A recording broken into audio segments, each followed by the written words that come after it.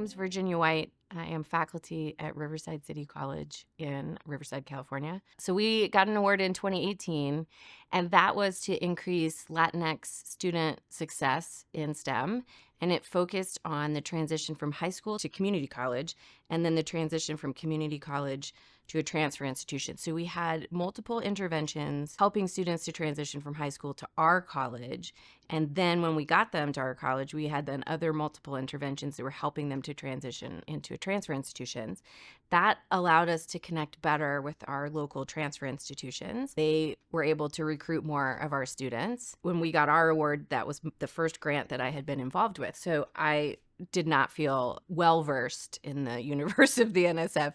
And so all of these workshops really helped me to conceptualize what NSF was looking for so that we could design projects that are more in alignment with the goals of the NSF HSI program.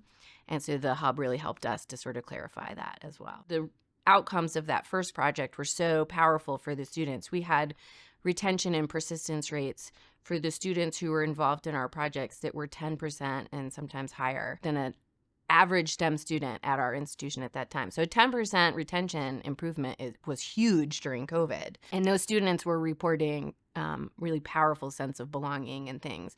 And of course, that was the reason that a lot of other people were leaving. They were not feeling a sense of belonging during COVID. So it was really very meaningful for us. That project has ended, but now the new project has started, so it doesn't feel like it ended in a sense. We're still working with those same partners and doing just even more stuff than we were doing in the first grant. The workshops that I attended helped me to organize thoughts around, okay, well, where are we now and where do we want our students to be? Where are our gaps within our institution? And so each workshop that I went to and heard about other people's projects, you begin to see, like, what are they focusing on at their school? Oh, I hadn't even thought about that at our school. Yes, we also have that gap.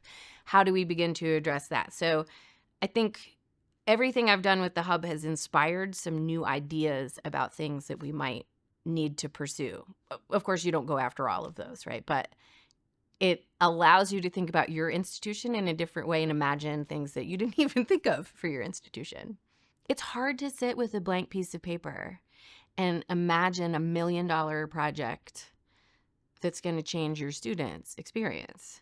But when you see the things that other people are doing, suddenly the pieces start to become a little bit more apparent. So it's drawing inspiration from other people's ideas is I think one of the best parts of the hub.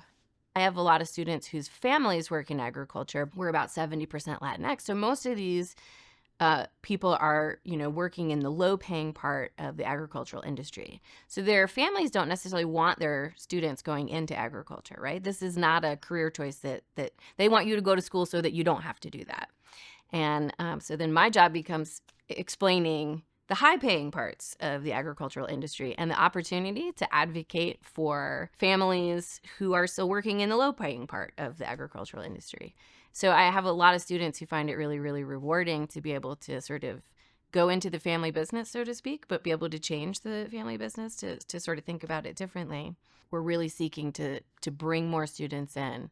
And I have to tell you, I went to a private four-year institution back on the East Coast, and I imagine myself teaching at a place like that. And I got a job at a community college thinking I would be there for 2 years, 3 years max. I just started my 20th year. I've interviewed for a lot of other jobs. I have been offered a lot of other jobs, and I haven't taken any of them because I haven't found one that's better. It's the most meaningful work you can do, I think. It really informed my choice to stay in Riverside. I mean, it's hard to imagine an opportunity to see more growth. I know at a four-year institution, you get them for longer. So you get to see that transition from freshman to senior, which is huge. But at a community college, so many of our students come in really with little academic confidence, which is just tragic because so many of them are so bright and so creative, so much smarter than I'll ever be. And they just they just didn't get the educational confidence along the way. We have the privilege of getting to try to build that. Short window of time, but we get the privilege of trying to build that and help send them off to the next stage, ready to be successful. This conference, any conference like this, it's an opportunity to shop for ideas and then to speak to somebody who's doing it. So it's not just an idea on paper or an idea that you hear about, but you can go talk to that person and ask questions about, okay, what are the parts you didn't tell us? Where were the failures that you didn't put into the fancy presentation?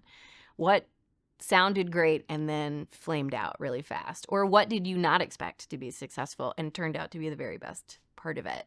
Those kind of opportunities are priceless. So being able to be in a place with people who are doing this work and ask those direct questions. So these kind of opportunities allow you to really move ideas forward and to fully shape what you think the next thing is going to be. It's critical.